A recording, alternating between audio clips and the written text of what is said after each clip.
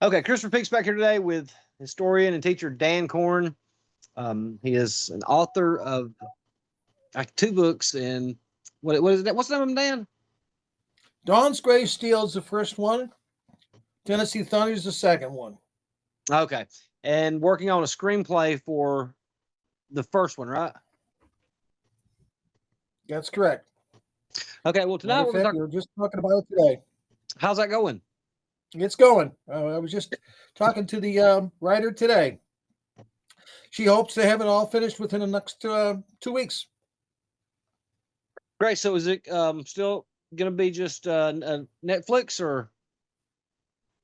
Well, we'll see what happens. She's writing it with the idea that it's going to be on a big screen. Okay, great. I hope I can't wait. I got to pick those up next time I'm out. Can you buy them online too, or are they just only in stores? What's that? Your books. We're online. It's on Amazon. Okay. Well, Amazon, now we're going to talk. Barnes and Noble. Well, today we're going to talk about So, something probably of interest to a lot of students of the Civil War. Somebody that we've all heard of that probably not a lot of us know a lot about. I mean, I certainly don't. We're talking about John Brown.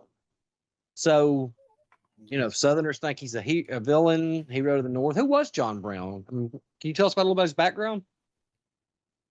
well, you have to understand this is a guy who comes from a abolitionist family to start with. Okay, his father was very much into the abolitionist movement. As a result of that, the entire family was. He was also an evangelical Christian, a very strong convictions, profoundly influenced by the Puritan faiths of his upbringing because he was a New England boy. Uh, he believed he was an instrument of God. He was raised to strike the death blow to slavery in the United States. He felt he had a sacred obligation to do this, and he was a leading exponent of violence in the American abolitionist movement. So much so that he was at a abolitionist meeting that Frederick Douglass was speaking at, and Douglass asked him to leave the meeting because he was afraid that Brown would instigate something at the meeting and create a problem for him. So that's in the latest movie, the Ethan Hawke movie, regarding all of that. But he believed it was necessary, obviously, to end slavery after decades of it and all of that. And peaceful efforts that failed. Excuse me, the peaceful efforts that failed. But he also said he was working to free the enslaved, that he was following Christian ethics, and that including the golden rule of do unto others what they would do unto you, that kind of thing, and the Declaration of Independence, because he felt that it states all men are created equal. Therefore, it should be everybody should be equal, and he felt, in fact, that those two principles meant the same thing. So these are things that he was doing.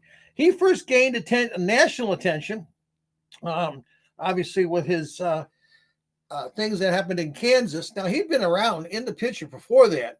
This was a very prolific individual. He had 20 children 20 between two children. wives. Uh, the first one died after the seventh childbirth, and he married another woman eventually, much younger, and she gave him 14 more kids. So, but he actually had two sons named Fred. The first one died in Kansas during everything, and he named a future offspring or progeny Fred II. So he had quite a few boys as well as daughters. Um, he would eventually, at one point, move to New York, to what is today the Lake Placid area, and to a town called North Elba, which was a black community. And he lived there for a number of years. He built a house there and all of that. His home today is a museum in North Elba, and the state of New York runs that. So, but he was very definitely strongly involved in what he believed in, and his family followed right along with him, particularly his sons. Uh, but he will first gain national prominence when he leads a group of anti-slavery volunteers into what becomes known as Bloody Kansas.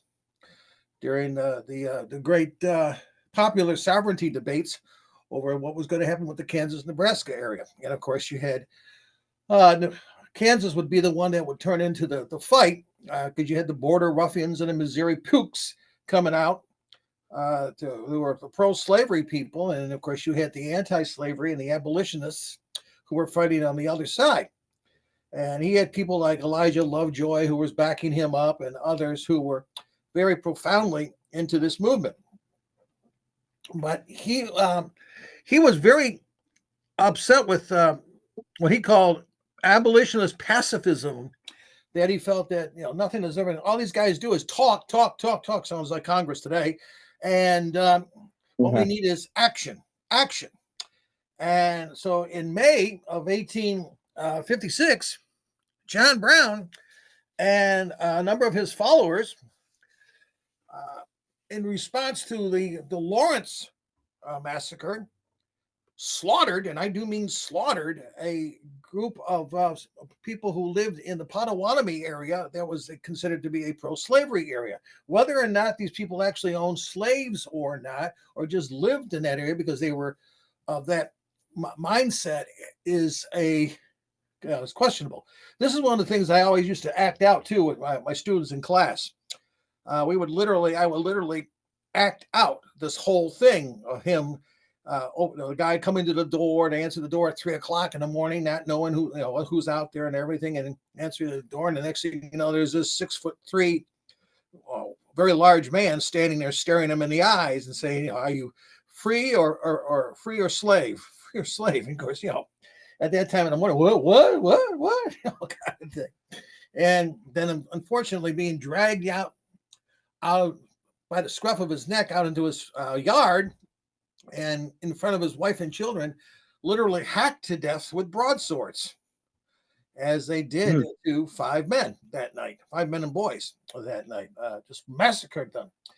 And of course, sent the United States government chasing him. The U.S. Cavalry, the Second Cav, was involved to some extent to some of that, chasing him around. But he would be involved in several battles in Kansas, the Battle of Blackjack, as it was called, and the Battle of Osawatomie, which is where he got his name, Osawatomie John Brown, helping to lead forces against slavery forces. So this was a guy who very early got a reputation for violence, and no fear whatsoever of doing this. And going back now, he will go into hiding for a period of time, for about 3 years, at which time he was hiding at his farm, and again in North. Let me ask you this right quick. Before I forget. I'm sorry to cut you off. Did this not conflict with his religious beliefs? The violence. He didn't think so. He said he was an angel of God, that he was avenging the deaths of so many, as far as slavery was concerned, that to kill a slaver was to fight wrapped in the righteous cloth of God in order to do this. So he firmly believed this was something that God had told him to do. Now he always claimed that he had a vision that told him to do this. Whether or not that actually took place or not, we don't know. But there are others who also had similar visions and views. I mean, Harriet Beecher Stowe was in church at her church in Maine, in Brunswick, Maine, when she had the vision that basically told her to write, Uncle Tom's Cabin. And she always swore that she had been visited by God and inspired by God to do that. Well, he said he had similar thoughts. He had similar statements that he had been in church and been, struck by this, not necessarily bolt of lightning, but a moment of the angel appearing to him or something like that, and telling him to go out and do God's work, and that was it. So he was quite the character as far as that was concerned, and his family followed him quite closely. His sons did everything Dad told them to do as far as that was concerned, and they were right in there and involved with everything. So you said he went into hiding for 3 years? Yeah, he was in hiding basically for about 3 years. He was raising money. He had actually presented at a conference of leading abolitionists, a very quietly held meeting, uh, where he went to them to tell him his plan and what he wanted to do and to get funding for all of this. And some of them said yes, the more radicals, members of this.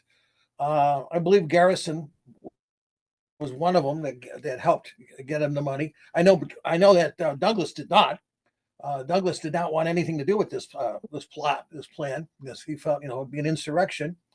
But he got set up to do it, and he moved back to what is Harper's Ferry, what was then Virginia. Of course, now it's part of West Virginia, and he set up on a farm, the Kennedy Farm, which is only about 4 or 5 miles from Harper's Ferry proper, and he was going to start a slave liberation movement that he hoped would spread south, and he had prepared a provisional constitution for the government for this revised slavery-free United States that he hoped to bring about by force. So he had gotten 1,000 pikes to arm blacks with. He did not. He felt it would take them a while to train them properly, obviously in the use of firearms, but he wanted to make sure that they had weapons. So they had pikes, and that they were going to use. He did with 21 men or so. He seized the armory. The unfortunate incident there, of course, is the fact that the watchman who was on duty that night happened to be a free black, and he was killed in the course of taking the armory. They also took a number of hostages, prominent citizens from the town itself. But when he seized the armory, 7 people were killed. 10 or more were actually injured in all of this. Again, he intended to arm the slaves with weapons from the armory, the pikes and the guns. But only a few slaves actually joined his revolt. And as that day progressed, he procrastinated a little bit too much. He should have gotten out of there when he realized that they weren't coming. He wasn't going to get what he thought he was going to get, but he didn't. He stayed, and as a result of that, was later, would be killed. A lot of his men would be killed or captured when Robert E. Lee shows up with his the Marines in order to do that with Jeb Stuart. Now, that in itself is another part of the story too, because Lee was actually at Arlington when he got the message to come to the War Department and see what was going on. And of course, everybody in the War Department was in a total tizzy. They thought that these guys were going to come right into Washington D.C. and attack the city and so on and so forth. And he just simply said, "Let me just assess the situation before we go overboard here." And he requested the services of Jeb Stuart, who happened to be there looking for a position at that time. And Stuart went with him as his aide. When he got there with the Marines, he assessed the situation immediately. They fixed the telegraph lines because they had been cut, and sent a message back to Washington, D.C. to relax, not to worry. We've got this in hand. We'll take care of this. And from that point on, the rest of the story, he sent Stuart with a white flag that Stuart had tied to a sword, and it was a handkerchief, and told him to go up and give him the terms, which were no terms but unconditional surrender. Surrender, and you'll be treated with courtesy and kindness and so on. And he also told Stuart, if he says no, get out of the way, because what they had hiding behind the firehouse, of course, is what he used for a fort. It's not where it actually was, if you go there today, they've moved it. It actually was up on the rise, up on the same level with the railroad station, and it was literally taken apart and took around the country on demonstration. And then when it was brought back to Harper's Ferry, fortunately they numbered all the bricks and everything, so they knew how to put it back together again. And they put it in. If you've ever seen the movie, which I'm sure you have, Santa Fe, the Yeah. one with Ronald Reagan and all those guys, um, the way they depict the fort, the firehouse, it is made to look considerably larger than it really was. It really is much larger than it really is, and I mean they were crammed into that building. What his survivors, the people, his sons, the people who had not been caught and killed by the townspeople, and his hostages that he still had in the building with him.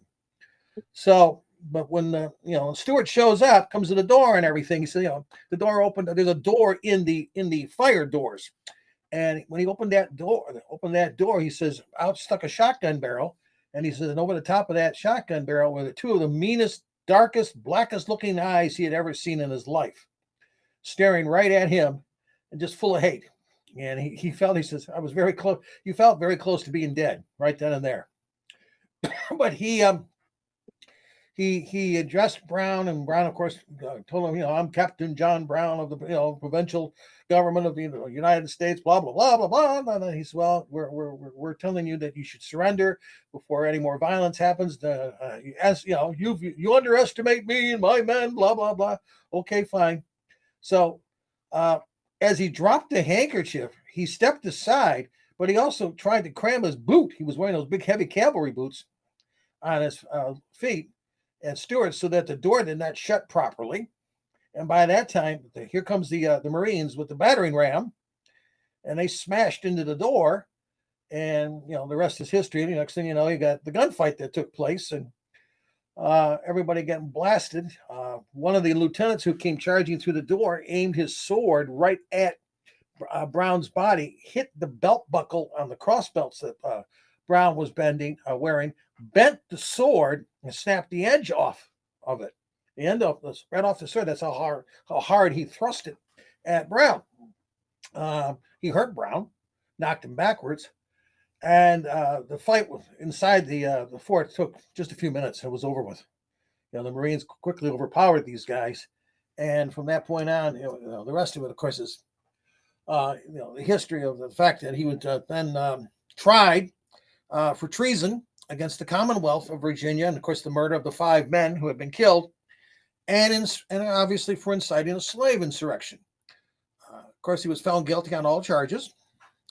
He, most of the time while he was being tried, was unable to sit up, and as a result was laying on a cot that they placed at the front of the court room next to the defense table, except for the last day or so when he was able to stand up and speak and do his thing. But he was obviously found guilty on all the charges.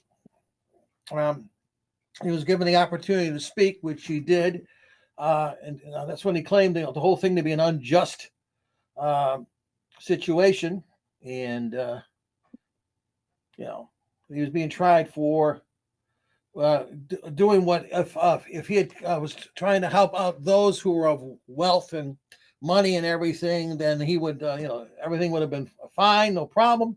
But of course, because he was doing what he was doing, it was being held against him that he was an evil person, and that this was all done in anyway. So he's convicted, of course, and then sentenced to death, and death by hanging, which of course is done. There were others who felt, okay, to the south, he was, a couple of other things. When he was hung, of course, the security force that was quote unquote, protecting the hanging from anyone trying to free him or get him away, His daughter, by the way, had sat there in the trial every day with him. She had been there, and the troops were they were the VMI cadets under the command of Major Thomas Jackson. Hmm. And one of the militia outfits that was there, just again supposedly providing security, were the Richmond Greys. Well, one of the members of the Richmond Greys who was there in attendance at John Brown's execution was John Wilkes Booth, Hmm. who was there. So, of course, uh, he's hung, and from that point on, it becomes he becomes a national hero to the north and to the south. Of course, he becomes a dangerous lunatic, and they were glad that he was gone, and they felt that things would get much better for him. But of course, none of that ever happens. And you have the famous song, of course, John Brown's body lies moldering in the grave, which of course later on is rewritten by Julia Ward Howe and turned into the Battle Hymn of the Republic, and so on. Eyes have seen the glory of the coming of the Lord, and so on. Okay. Do you know what his defense was at trial? That he was doing the Lord's work. He really did not try to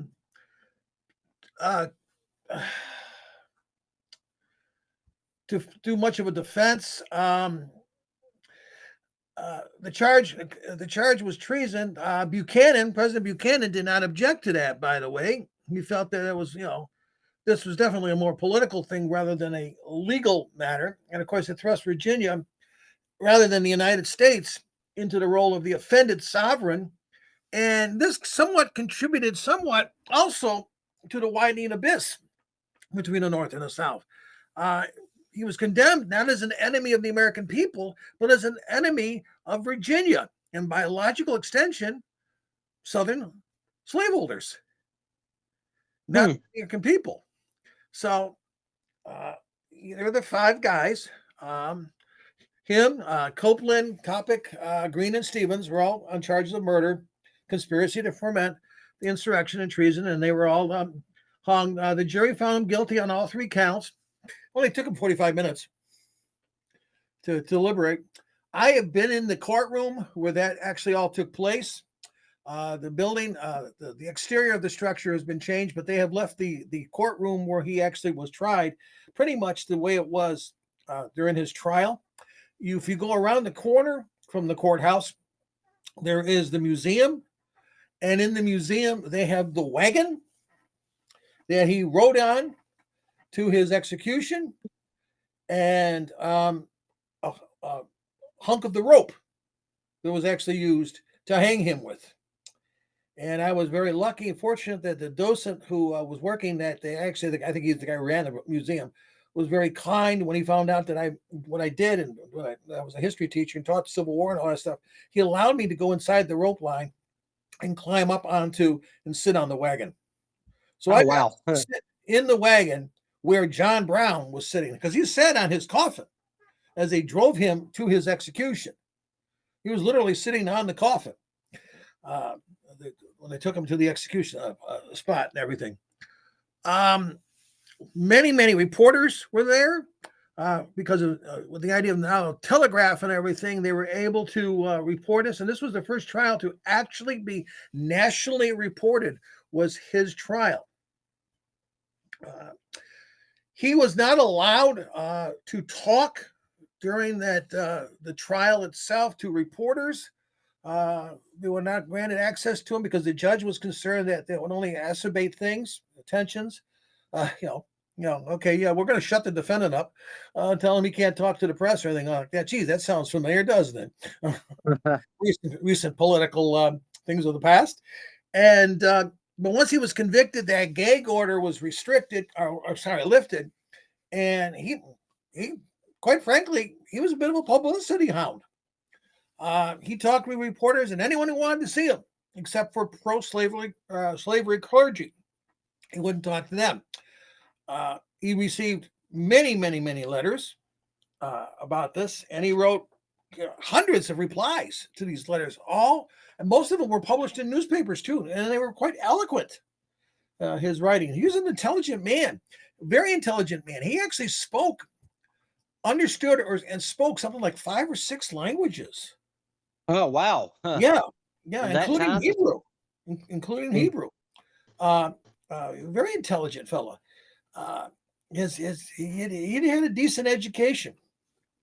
Uh, so But did he think that by seizing this arsenal, there was going to be just a tsunami take place? That yes, these that's slaves exactly what he or thought would happen. abolitionists would show Yeah. up, and then from one, Well, it would just he like felt that dominoes. the fugitives, the slaves, would rise up and run to him, and join his army and everything.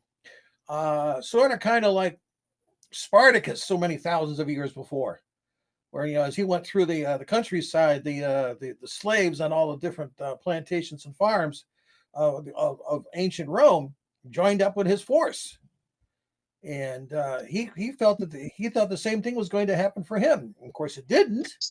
So, but So that was I got another question for you because I just thought of this. Him writing saying that he was Captain John Brown, head of the provincial government of the South. Was he trying to start of the his United own? States, provisional government of the United States. So No. okay, so but he was tried against Virginia. Is he not trying to overthrow the United States government as well? Well, by attacking a U.S. arsenal, he had in effect created an insurrection against the Mm-hmm. United States government. So, in that sense, the answer is yes. So, and of Yeah, course, he killed a go ahead. federal employee as well. So, in the course of doing this, I'm thinking. I'm imagining that at that time, killing a federal employee was a federal offense. I mean, do you know the reason why the federal government did not bring charges? Buchanan just decided to leave it in the hands of Virginia. Let Virginia handle it. He really, if you know anything about James Buchanan, Buchanan was about as weak-minded as you can get in terms of doing anything about anything. And there's nothing wrong with his brain. He just plain was not someone who was willing to make decisions that he thought was going to A affect him politically. He was a quite press. I upset know. when your picture just went out. Oh, hold up. Okay. Where did I go? There you are. He was quite upset when he was not even thought of as a nomination to be nominated to run again in 1860. The Democratic Party wanted absolutely nothing to do with him. But his previous election too was also quite corrupt as well. We By talk about ballot harvesting today and everything else like that. It was going on in 1856, folks, in that election. by chief executive, letting Virginia handle that. I know they're not, of course, but they're not setting a precedent of saying that the state is a sovereign to the federal government. Governor Wise had written a letter to President Buchanan. Mm-hmm. There were some really well documented and specific plans to rescue him as the Virginia government brought to his attention. They blocked all non-military transportation on the Winchester and Potomac Railroad from Maryland through Harper's Ferry to Charlestown and Winchester from the day before the trial started until the day after the execution. I'm sorry, from the day before the execution until the day after the execution, and they put the county under martial law. So they weren't going to mess around. They brought in all these thousands and thousands of militiamen, and just to make sure. Even every trip he made, he was heavily manacled and guarded and brought back and forth from where he was being kept to the courthouse and then back again. But he himself said several times he didn't want to be rescued. He said that. He refused the assistance of a gentleman, a friend from Kansas, who actually infiltrated the Jefferson County Jail, got himself arrested for drunken brawling on purpose, and offered to break him out during the night, take him north to New York and possibly Canada. And he told the guy that, no, I'm too old to do this. I'm too old to live a life on the run from the Federals, and I want to accept my execution as a martyr for the cause. And he wrote his wife and children from jail, and he wrote, in fact, that his blood would do vastly more towards advancing the cause that he had earnestly endeavored to promote, more so than anything else he had ever done in his life before, and that he felt it was worth inconceivably more to hang for that than for any other purpose. So, Did you know if he met Hugo, with any clergy? oh yeah, but nobody pro-slavery. Victor Hugo, who was an exile himself, tried to get a pardon for John Brown. He wrote in his letter regarding this that it warned of a possible civil war, and it was published in the London News, put all out on other things. But abolitionists in the United States saw Hugo's writings as evidence of international support for the anti-slavery cause, and it went from there. His wife, she stayed away from the prison due to her husband's concern for her safety. She visited him for several hours on December 1st, with permission from the governor, from Governor Wise. On the day he was executed, of course, December 2nd, he read his Bible, wrote a final letter to his wife, which included the will he had written the previous day. He left his entire estate, which was, he had some property and all that. He had gone through rough times in his life where he had nothing and was bankrupt and everything, but he always came out of it and came back, and he left behind to his family all that property in New York. So it was good. Why would General? I mean, well, then I think it was Lieutenant Colonel Lee. Why was he sent to take command of the Marines? Did they not have a commander? He was the highest ranking officer available, and they felt that he was home on leave. I forget what they call it. The fact that his father-in-law had passed, and he had been recalled on what do they call? I'm trying to remember what kind of leave it's called. It's not medical leave, but anyway, because of the situation and the fact that his wife was as ill as she was. Mary, of course, had rheumatoid arthritis, and her left arm was basically useless. He was there to settle the affairs of the estate and get things back up and running the way they were supposed to be. Sympathetic leave, I think it's called, or something like that. But so he was there in D.C. at the time that all this took place. And of course, when Buchanan found out that one of my top guys from the 2nd United States Cavalry is here on leave and everything like that, he immediately called for him to be brought in to take care of the situation. Do you think him being a Virginian had something to do with that too? No, I think he was the best man available. Do you think there was any animosity from the Marines being led by somebody from the Army instead of one of their own officers? No. In fact, one of the Marines that was involved in the actual attack later on was a Confederate soldier. Okay. Well, okay. No, I don't think that they had any problem at all. His reputation, even then, was pretty good. It was pretty darn good. I mean, let's face it, a couple months later, a year or so later, they offer him command of the entire army. So that says something about him. And if you know anything at all about that 2nd United States Cavalry, that was the dream team. I mean, Jefferson Davis put that organization together with the idea of recruiting the best of the best and putting them all in one unit to make them into the best soldiers possible. And you had Albert Sidney Johnston, you had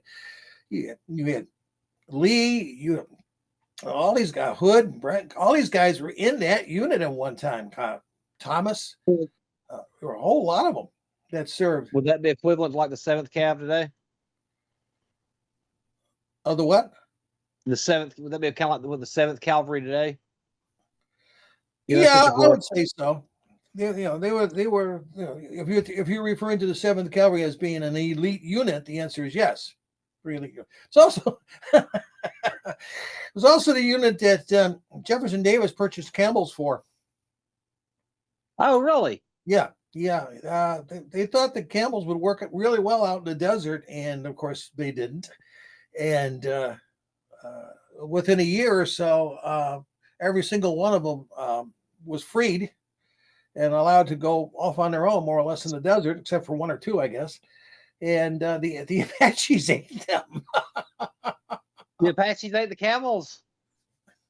Yeah, the Apaches ate them. So I guess camel hump was pretty good. I don't know, but yeah, there's monuments out there in Arizona and New Mexico to the camels. To the he it was an experiment, and of course it didn't work. I mean, I've always said, yeah, I can just see Robert E. Lee riding on a camel. While I've got you on, tell me about so I can put this into a video too. Tell me about the '56 election. You said there was a lot of corruption in that. Yeah. You had well, first of all, this is the very first election, presidential election that the Republican Party participates in. Yeah. It was only 2 years old at that point. John C. Fremont was the candidate, the Pathfinder. The Franklin Pierce, who had been the president the previous 4 years, was basically set aside. He had done absolutely nothing during his presidency, and of course, I firmly believe that he was mentally impaired by the loss of his son. Just prior to him being inaugurated. I don't know if you know that story or not. No, I don't. He had three boys. He and his wife had three sons. Two of them died basically very, very young. He had one left. He was 10 years old. They were traveling on the train from New York to Washington, D.C. And as they hit the tracks, I can't remember, it was just south of Baltimore or what. They ran over a particularly, and they were sitting in a private car, and mom and dad are sitting on one side of the compartment, and the son is sitting on the opposite side, facing them in the compartment. And they ran over a particularly bad set of track, and railroad track back then was made of iron, not steel, especially in the South. And the track broke, and it snapped up like a jackknife, came up through the floorboards of the railroad car, and decapitated the child right in front of his parents. God, that had to be traumatic. So, and I mean, can you imagine that? No, I don't want to imagine it. I mean, God, that's got to be the most traumatic things I've ever heard. And he threw, of course, his coat over his son's remains, but his wife had seen everything. So she was absolutely traumatized by all of this. He, of course, had to have been to some extent. He goes on to Washington, D.C., gets inaugurated, and she turns around and goes back home. She couldn't handle it. But, he spent a miserable 4 years as president. He did absolutely nothing other than attempt to do. The only good thing that took place during his presidency was, of course, the Treaty of Canagua, where Commodore Perry forced the Japanese to open up their ports to Western ships and release any and all sailors who had been marooned in Japan. We actually had a fight with the Japanese, a sea battle at Tsushima Straits, and won the fight. And after the Japanese began to that's when Japan began to modernize and leave the shogun or the samurai era behind. Was during that period of time. So that was about the only good thing that happened during that man's presidency. You had the Ostend Manifesto that took place, where he was trying to, they were trying to take Cuba over for slave owners. Of course, you had the filibuster by some guys who tried to take Nicaragua, which of course that got stopped and they all got executed.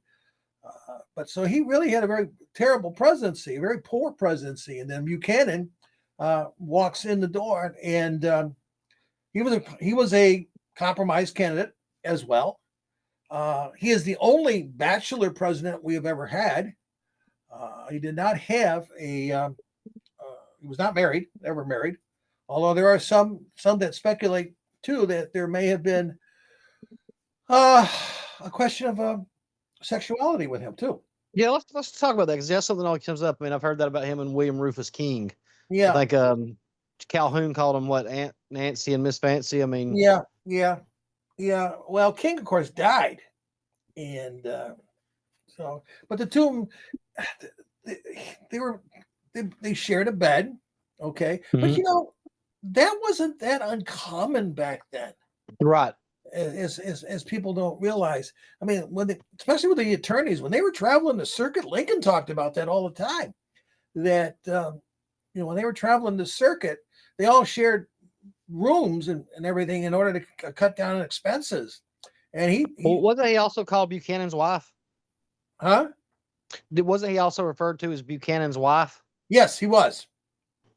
Yes, but whether Sorry, or I not didn't mean to interrupt you. we don't know. There's nothing. There's no concrete evidence to that effect that there was any sort of that kind of a relationship with them at all. We don't know. But anyway, but there was a great deal of ballot harvesting that took place, particularly in New York, Tammany Hall. We know Now, a for fact people who that don't know what ballot harvesting is, will you explain it? yeah, well, it's where they take and fill out a bunch of ballots in advance and then put them in the ballot box. And so you have hundreds and hundreds of fraudulent votes that are taking place. And since in New York City, the Democratic Party, Tammany Hall, that's of course was Boss Tweed at that time controlled the city. They controlled the election as far as the results were concerned in New York. So of course they had this quote unquote huge turnout for the Democratic candidate. But also what people don't understand is that none of the southern states had a Republican on the ticket. There were no Republicans listed on the ballot in the southern states. So Buchanan had an instant advantage because of that. And you also did not have the vote yet coming out of California and Oregon, as you would for 1860 election. So, that of course all changes when that takes place. Now you do start to see the beginnings of congressional takeover, the starts of it by the Republicans because they are winning seats in states, particularly the western states, and all of that. The farmers were voting for the Republicans, the farmers the free farmers, and people who did not want the idea that the Democratic Party was the party of slavery. Frederick Douglass had kind of shot himself he will eventually shoot himself in the foot when he does the Freeport Doctrine, when he and Lincoln are debating as well in 1858 for the seat, the Senate seat from Illinois. So you mean Stephen Douglas, right? Pardon? Stephen Douglas. You said Frederick. Oh, I'm sorry. Yes, Stephen Douglas. Okay. Yeah. Okay. Sorry. Please forgive me. God, oh, no, that's fine. there's quite a difference there. But hey, let me ask you this. Go ahead. I'm sorry. I mean, because I read this the other day and I never heard it before. Did Lincoln try to secure the vice presidential nomination in 1856 on the Republican ticket? He did, and was soundly defeated. So he was unable to win that, and which is probably the best thing that ever happened to him politically, as far as that's. It's kind of like what happened with John Kennedy in 1956. That was the first thing that came to my mind was when you said that, as he tried to secure the nomination in 56 or the VP, and that was probably the best thing that happened to him too. So anyway, but these guys, but they go out there, and of course, the country goes to rack and ruin under Buchanan's administration, and he does absolutely nothing to stop um, the southern states that were seceding. In fact, in some people's minds, he assisted because he did nothing to stop.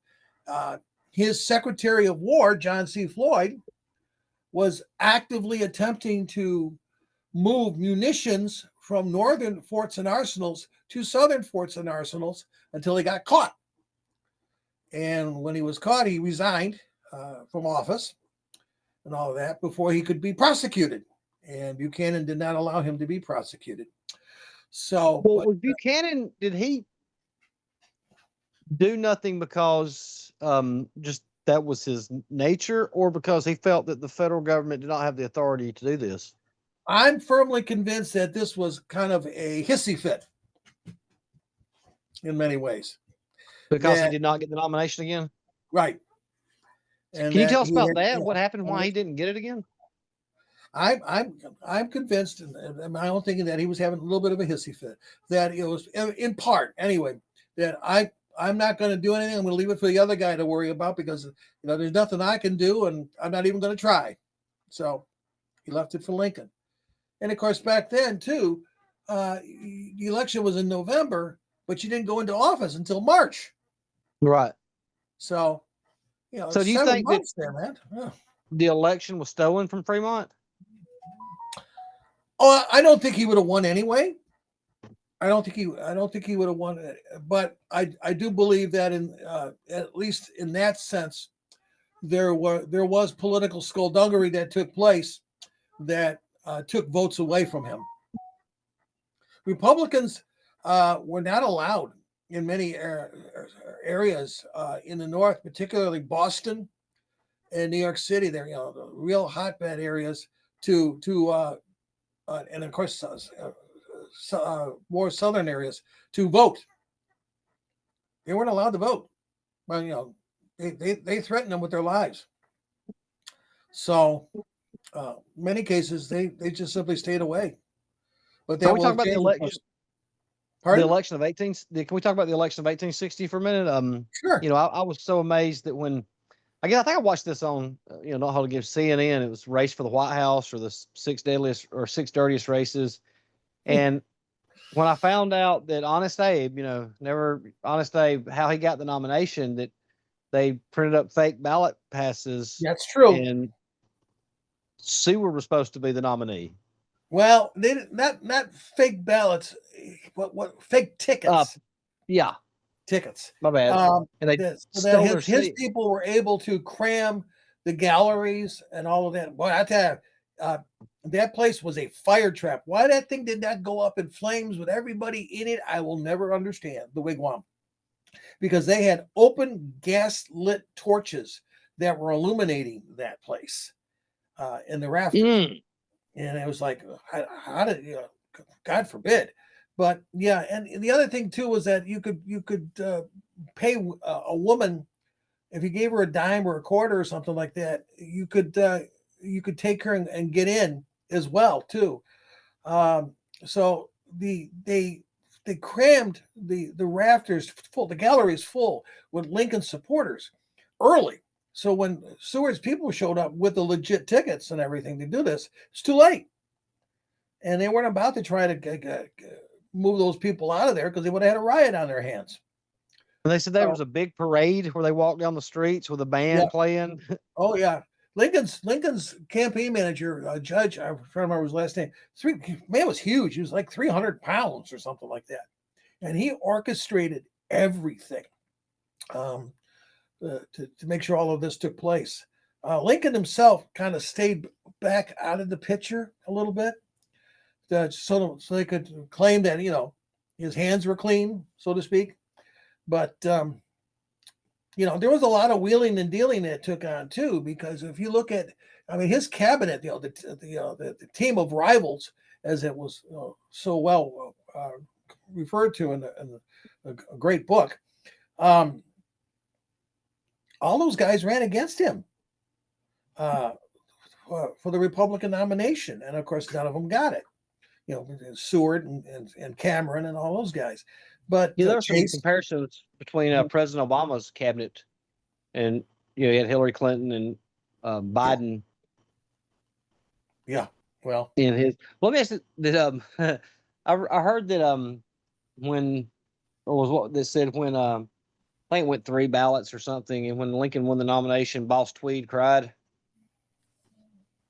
did he cried? The answer is yes. Yes, I've heard that story too. Yes, because he realized that would make changes in how things were done. The New York City was almost like a southern city in the middle of the North in a lot of ways.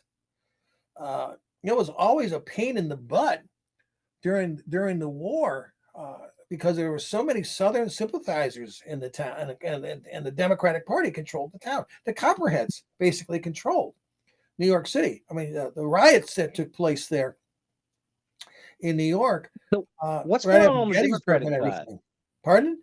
What's going on the Democratic side? You've got Douglas and Breckinridge who both support, the slaveholders. You've got the schism in the Democratic Party, and then the Union Party. Well, that was Bell. That was his attempt to. I've always found that election very interesting for another reason. The 3 of the 4 men that are in that election, they all dated Mary Todd Lincoln. Really? Yeah. 3 out of 4 men? Yeah. Okay, so I guess obviously Lincoln. I mean, who was the man that didn't date her? Bell. Douglas had Jefferson courted Davis her. dated her? Huh? Well, that's right. He was from Kentucky, and Breckinridge was from Kentucky. All of them was from Kentucky, right? They all courted her. All of them. All of them. And that she, is an interesting piece of history there. Wrote in her diary, "The man I marry will become president of the United States." I've seen. Oh, wow. So, yep. The man I marry will become. She put that in her diary. Yes. Were they all? Was this courtships all around the same time? All within a year or so of each other. So, we all know that Lincoln lost. But first of all, let's talk about the Democrats a little bit more. We're going to this. So why the schism? I mean, looks like there was between the Northern Democrats and the Southern Democrats. Was there really that big of a divide between them? Yeah. Well, popular sovereignty. The Southerners were definitely afraid. The Southern plantation owners. You have to understand something. 70% of the people in the South never owned a single slave. 70% never owned a single slave. The planter class was not that big, but it was an oligarchy, and it controlled the power structure in the South, particularly in the cotton states. Now, that wasn't necessarily the case everywhere. Virginia, you had a Henry Wise. Henry Wise abhorred slavery, hated it. In fact, he took his son to a slave auction as a child so that his son could understand just how wicked slavery really was. And it affected that young man for the rest of his life. He definitely felt that his father was right, that this was wrong. Of course, he went on to VMI, and he was a participant in the Field of Lost Shoes, that fight, Newmarket. But anyway, other Southerners. I mean, you had Alexander Stephens, who was the Georgia senator from Georgia, who, of course, will become the vice president of the Confederacy. That little dwarf, and he came right out and said, in his statements that slavery was wonderful in the eyes of God, that it had always been in existence, and it wouldn't have been in existence if it didn't have God's blessings. So they were convinced that their cause was right, as far as that was. So they said in the show that Douglas, I guess he knew he was going to do well in the North, which obviously didn't, because Lincoln won those states, and he was campaigning in the South, and people were throwing things at him and booing him. Yeah. But But Douglas had always been a friend of the South, right? Well, he had been considered. See, here's the thing that with him, what most people don't realize was that he owned a great deal of property in Chicago, around Chicago, that he was buying land up with the idea that he was going to push for a railroad to start in Chicago to go transcontinental, and it would have to go right through all this land that he had bought, and of course make him a very wealthy man. And in part, that was part of the reasoning behind him with the Kansas, Nebraska, the concept of the popular sovereignty type thing. And because he was the man who pushed all that. But he was a great orator, great orator. So, well, let me ask you this. And I know this is probably something you probably heard of it, but I don't know if anybody knows the answer to it. I forgot what the name of the hotel is in Mobile, but on the night of the election in 1860, that's where Douglas was at in Mobile, Alabama, listening to the election or getting his election returns. I wonder why he was there. I get maybe I don't know. campaigning in the I fall. don't know the answer. Yeah. He had campaigned, but he didn't win anything in the South. Right. Not He a only single won what? vote. Breckinridge took everything in the South. Breckinridge came in second, as far as that was concerned. So I was looking at this other stuff, and somebody told me this. Didn't know if it was true or not, but sure enough, thank God AI, because he can pull out everything. Lincoln, we know he lost to Illinois to Douglas. He also lost the home county. I forgot what the name it was to Douglas, and he lost Springfield by 6 votes to Douglas in 1860. Does that tell you something that the people who knew Abraham Lincoln didn't like him? Didn't like Lincoln? Yeah. When Lincoln went into that whole thing, they couldn't find a candidate to run up against Douglas. They figured, he's a shoo-in. The thing that people don't understand is that U.S. senators back then were not elected by popular vote. Right. They were selected by their state legislature, which in Illinois' case, for that election would be controlled by the Democrats. Therefore, Douglas would win. But when Lincoln entered that race, Douglas was a 20-point prohibitive favorite. 20 points. The two men, Lincoln challenged him to a series of debates through Illinois. Douglas, somewhat foolishly, accepted. Now, he thought, well, I know Abe real well. I'm not going to have any problem. The two men traveled from town to town, from debate to debate, on the same train. Same train. Was it true that Lincoln would show up where Douglas was speaking and, challenge him from the crowd? During the debates? No. Yeah. No, the debates were scheduled. These were scheduled. And okay. When he started, the funny thing about all that is that Lincoln traveled in coach, and Douglas had a private car that had been supplied to him by the president of the railroad, and he had a private chef. And Lincoln would sit in the aisle with his feet stretched across the aisle because, of course, he was too long for the seats of that time. He would sit comfortably. And Douglas would invite him to come on back and join him in the club car, private car. And these two guys sat there together having conversations and everything. Can you imagine that? I mean, today's politics. Yeah. I'm convinced that this is how Lincoln finally figured out how to get him, is through those conversations that they were having with each other and all of this. And I'm sure Mary Todd got discussed more than once in those conversations too. But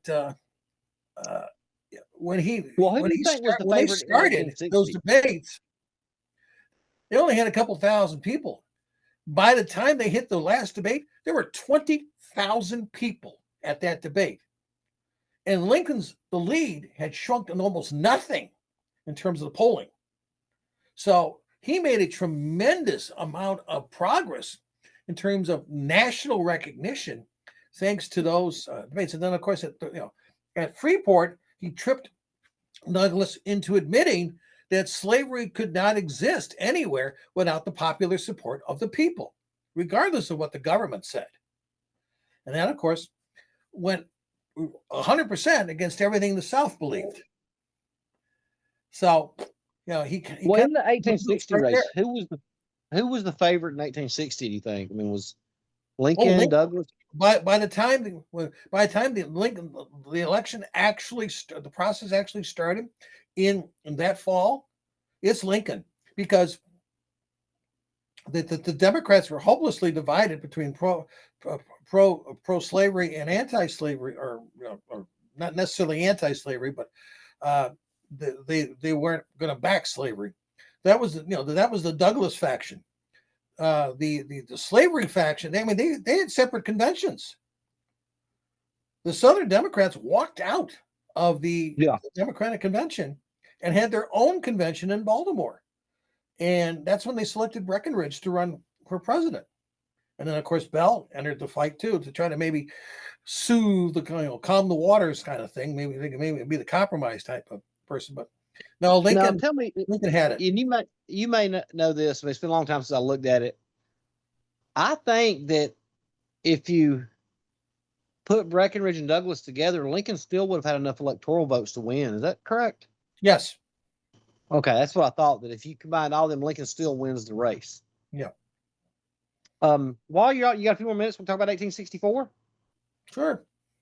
So, going into 1864, you've got obviously, President Lincoln running for election. First question I have is, do you know why why he didn't run as a Republican? Why it was the Union Party? They did that because of the fact that they wanted to give the country the idea that they were trying to unify the country back again. So they dropped the name Republican as far as that was concerned for that process. And partly because of the fact too that a lot of people were really annoyed, even in the North, about the fact of the Emancipation Proclamation and black soldiers. So they kind of stepped away from that and used the term the Union Party, because they were trying to put the Union back together again. So there was a what am I looking for here? A thing with Republicans. The name Republican was synonymous with maybe black rights, because there were people don't realize the racism well, that to some there was. extent, yeah. If you saw the debates that took place in the Senate, but more so in Congress, they were vicious debates. The name calling that took place, in that from the Democrats towards the Republicans and everything regarding, Lincoln was called a baboon. Lincoln was called a black baboon. I remember that now. On the floor of the United States House of Representatives. So you had very definite racist tones that were being applied during all of this. But Lincoln himself also said that I don't know you, Mrs. Keckley, that kind of thing. But he wasn't looking necessarily for social equality, as also was Thaddeus Stevens, being careful what he said on the floor, but he definitely was looking for equality before the law. That's what he wanted to see: equality before the law. Yeah, as I've always said to people, how can you look at another person, look in their eyes, see a person there, and not think that they're a human being? The way Roger Taney, ruled in his in the Dred Scott decision. I have never understood that. So, I mean, a lot of anyway. people don't understand. People talking about the Civil War, they don't realize that the Northerners, there was just as much racism and racist there than there was in other parts of the country. Yeah, there was then, and there still is to this day in certain areas of the country. Yeah, I mean, absolutely. They think it was just, anyway. So, is that why he got rid of Hannibal Hamlin too, and chose Andrew Johnson to have a Senate? The only senator who didn't resign his seat to be his vice president. And it was a compromise thing, because he wanted to bring the war Democrats onto his side to vote for him and to vote for the Republican Congress. Yes, that's why. Okay, Hannibal Hamlin was absolutely doing him absolutely no good whatsoever. Johnson was, at least at that point, a political asset. Obviously, that's going to change, but they did not realize at the time some of his issues, and he was diehard supporter of Lincoln and what Lincoln was trying to do. Diehard supporter, but he was also a racist, a son of a gun too. Very, very much so. He hated the planter class, though, with a passion, an absolute passion. First of all, he was basically illiterate until he was like 20, 21 years of age. His wife taught him how to read and write. I Tailor. didn't know that. Yeah, he was a tailor. He came from Durham, North Carolina, moved to Tennessee, met his wife. She taught him how to read and write, and he was a tailor. He was a business guy for many years until he got involved in politics. And it wasn't that he was pro-black; he was anti the planter class. He hated them because they had made they'd always made him feel inferior. So he wanted to get back. It was a revenge thing. Lincoln knew that. Lincoln understood that with him. How big or was Lincoln a racist? I mean, I don't think Lincoln was a racist. I don't think Lincoln was a racist at all. I believe Lincoln was a product of his time, in that sense that he did not see black people necessarily as being his social equal. Right. He said that to Elizabeth Keckley. He told her that,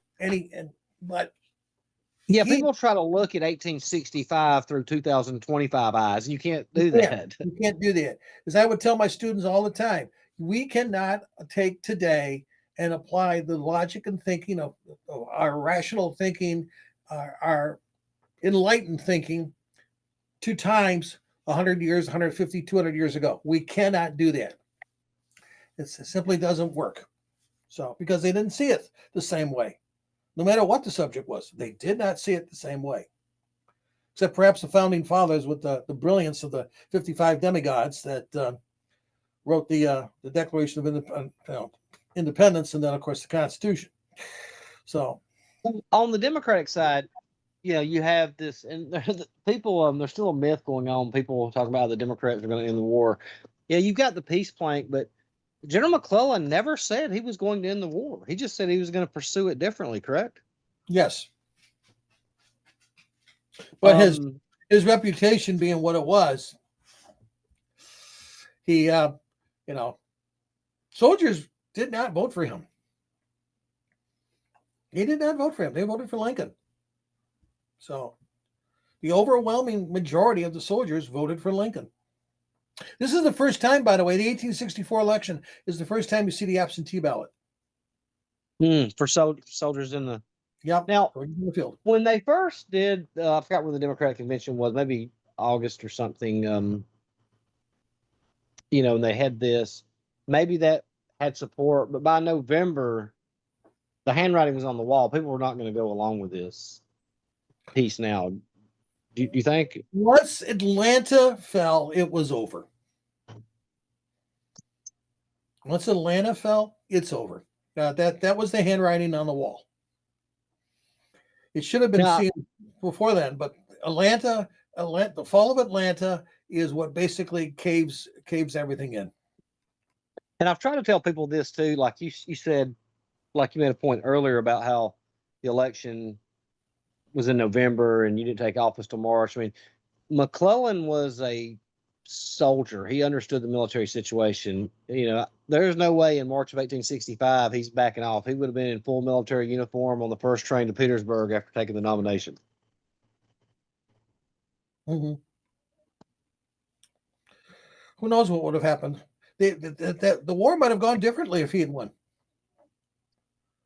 It might have gone very differently. So was there ever any point that McClellan, I mean, because we didn't have this, CNN Daily Gallup poll and polling every state. I know Lincoln figured he was going to lose. Was he really in danger of losing, or was that just kind of in his mind? Well, he and Seward did some pretty serious campaign work to make sure that they got the vote out.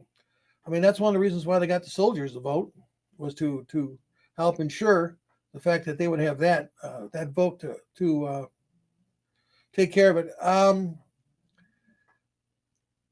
He wrote a letter to that extent that if should I lose the election, and he put it in the cubby hole there, but of course it never got utilized. I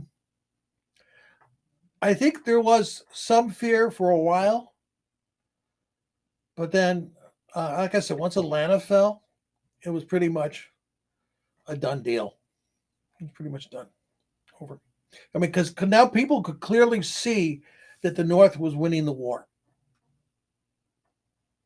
Even though you still had Petersburg going on, the fact that the last major Southern railroad center hub, whatever you want to call it, the Deep South, was gone. It was under the control of the Yankees.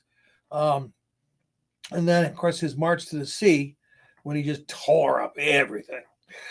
That would convince most people in the North who were voting, who had the right to vote, that we're going to win this.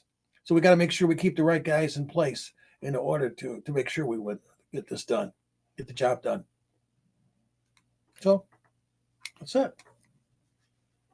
Well, I've kept you for over an hour, Dan. I won't keep you no more. And let's do this again in a couple of weeks. But let me ask you something else. When you was talking about, because it got me to thinking, when you was talking about assassin or whatever, somebody not being allowed to talk to the media, was you talking about when Oswald, they kept him away from the press? Say that again. Yeah, you talking about John Brown. They didn't want to talk to reporters. Was you talking about when? No, I was referring to Trump. Oh, okay. All right, I got you. I was just because I popped up. I was referring to Trump and the judge in New York and the fact that he put a gag order. Okay. I don't know. The first image that popped in my mind was the midnight press conference, and they finally rolled Oswald out that night and let him talk. I'm a big Kennedy assassination buff. You would have enjoyed what I got to see a few weeks back. I was in Gettysburg. I don't know if I told you this or not, but there's an incredible museum there that is free. It has a tremendous collection of Civil War memorabilia, but it also has a tremendous collection of presidential memorabilia and World War II, particularly Band of Brothers memorabilia. And one of the things that they have on display in this museum, there's this photograph of Jack and Bobby Kennedy talking to Marilyn Monroe, and she's got that dress on, and you can clearly see how tight that dress was on her. Yeah, the one where she was holding it down when the one she was sewn into, literally. Yeah. And you turn and look away from the picture, and on display is one of Marilyn Monroe's sequined bras. Wow, really? Okay. And right next to it, on a shelf right next to it, just below it, is a pair of John F. Kennedy's boxer shorts. No. How fitting. I laughed my head off when I saw all that. So, but yeah. I mean, that's pretty. I wonder how they got a pair. Wonder how they got a pair of his I boxers. have no idea how they did it. I mean, talk about some. They had to finagle that. I mean, there was somebody who, stole that from the Kennedy family. Who knows? Might have been a laundress or something. They bribed a laundress or somebody like that for him. I have no idea, but it's an amazing place. I was stunned by everything that was in this place. So my buddy brought me there to see that. I used to be so deep in conspiracy, and then joined these groups on Facebook. And I went to Dallas a few years ago, and I started studying all the evidence. I was like, man, this is the most open and shut case in history. I mean, all the physical evidence from both those murders ties nobody but Lee Harvey Oswald. Yeah. I'm not sure we'll ever really know the truth for sure. But anyway. All right, buddy. Hey, in a few weeks, do you want to talk about the Lincoln assassination? We can. because that's kind of a conspiracy too. I've always been into, and how far it went up to, and how much Dr. Mudd was involved, and all that. And unless there's some other topic you'd like to do. Yeah, we can do whatever you want. That's fine. Okay. All right, Dan. Thanks a lot, man. I've got about 4 or 5 Gert videos out of here I'm going to put up, and I'll talk to you soon, buddy. Take care. All right. Bye-bye. Bye.